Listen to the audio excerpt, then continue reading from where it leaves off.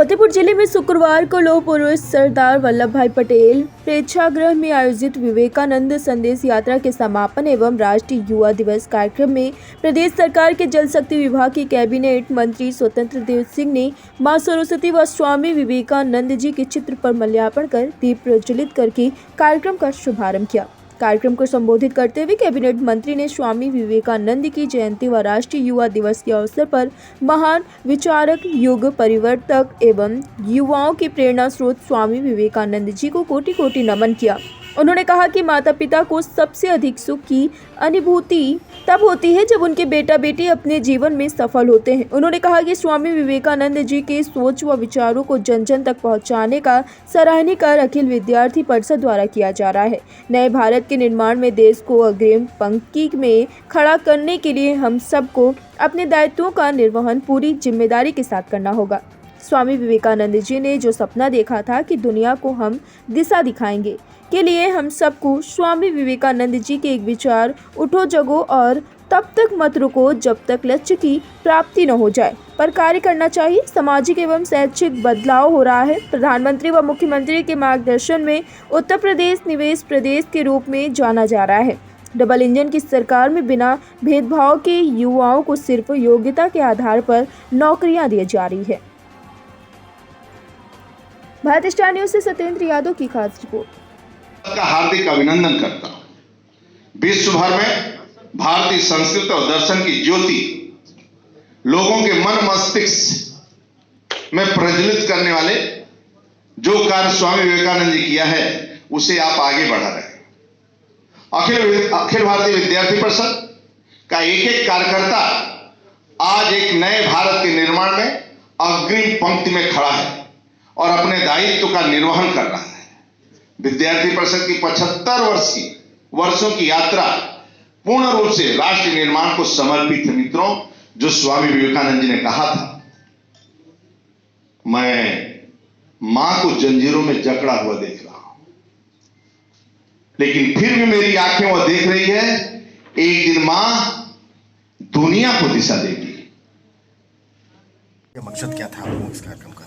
जैसा कि आप सभी को विदित है पूर्व में कि विद्यार्थी परिषद हर वर्ष स्वामी विवेकानंद जयंती जी, चूँकि विद्यार्थी परिषद विवेकानंद जी के पद चिन्हों पर चलने वाली है और विवेकानंद जी की जयंती पर विद्यार्थी परिषद युवा पखवाड़ा आयोजित करती है। मतलब युवा पखवाड़े का आशय है कि विद्यार्थी परिषद 15 दिन स्वामी विवेकानंद जी जयंती से आरंभ करके 15 दिन तक विभिन्न प्रकार के रचनात्मक कलात्मक कार्यक्रम करती है, जिसके निमित्त आज फतेहपुर नगर इकाई द्वारा इस संगोष्ठी का आयोजन किया गया। इससे पूर्व जो विवेकानंद जी संदेश यात्रा का आयोजन किया गया, 3 दिन तक वो लगातार चली और उसका आज समापन हुआ है और आज एक संगोष्ठी का आरंभ हुआ है, जिसमें कि हमारे उत्तर प्रदेश सरकार के जो मंत्री रहे वो विशेष भूमिका में रहे हैं।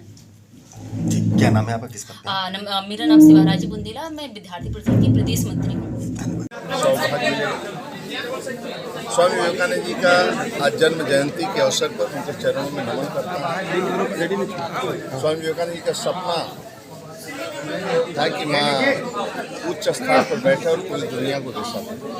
वह समय आ गया है आदरणीय नरेंद्र मोदी के नेतृत्व। जो विद्यार्थी परिषद ने अपना जीवन जन जागरण के लिए, न जातिवाद, न क्षेत्रवाद, न व्यक्तिवाद, न भाषावाद, न प्रांतवाद, सभी लोग राष्ट्रवाद के लिए काम करें, क्योंकि भारतीय जनता पार्टी के पहले का ऑर्गेनाइजेशन संगठन और राजनीतिक कोई राजनीतिक संगठन नहीं, उसके ऊपर उठकर दलगत राजनीति से ऊपर उठकर एक युवाओं के समूह के बीच में काम करते हैं। आज मेरा भी सौभाग्य मिला आने का बीच में।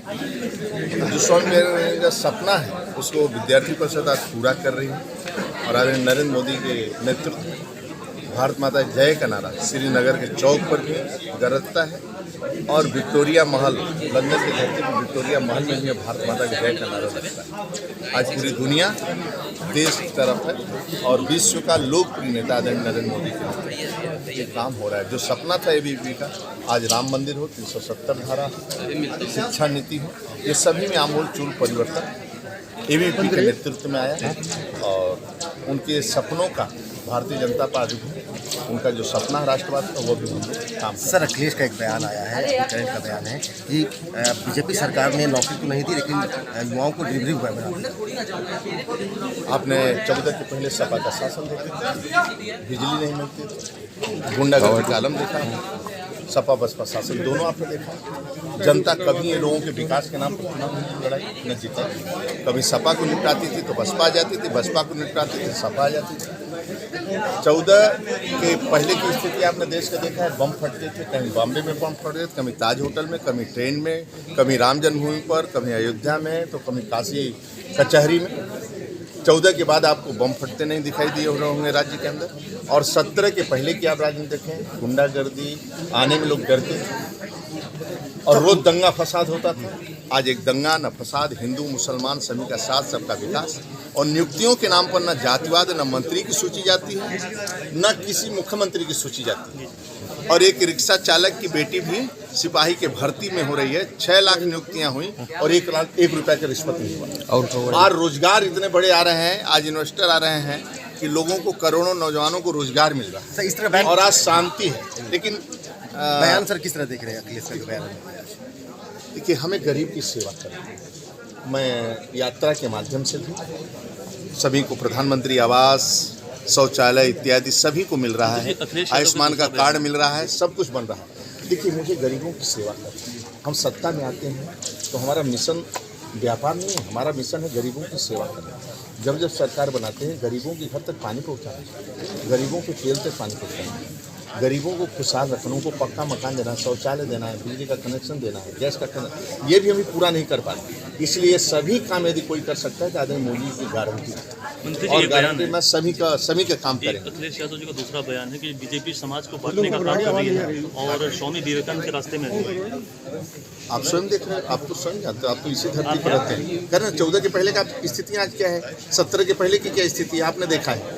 आज दुनिया के लोग सड़कों पर घूम रहे हैं, सड़कों का जाल फैला है, एयर कनेक्टिविटी है, ट्रेनों का जाल फैला है। आज करोड़ों लोग यात्री उत्तर प्रदेश में आ रहा है दर्शन करने के लिए, जिसके कारण रेहड़ी पटरी वाले, रिक्शा वाले, होटल, आप काशी में, अयोध्या में, वृंदावन में, चित्रकूट में आप अब जा रहे हैं, हर तीर्थ स्थल पर जाइए, अब लाखों की भीड़ आती है और लोगों को रोजगार मिल रहा है, लोग खुशहाल हो रहे हैं। कोरोना वैश्विक महामारी में जहां आफत आया था, उसमें भी लोगों को आत्मनिर्भर बनाने के 10,000 दिया गया, 20,000 फिर दिया गया, फिर 50,000, 10,000 वापस करेंगे, 20,000 तो 50,000 लें, अब 1 लाख, 3 लाख, 1 करोड़ तक लोन की गारंटी स्वयं सरकार ले रही है और दे रही है। देखिए, गरीबों को उठाने का काम है हमारा राज्य और सभी लोगों की चिंता करना मोदी जी, योगी जी का। सर, राम लगातार एक बयान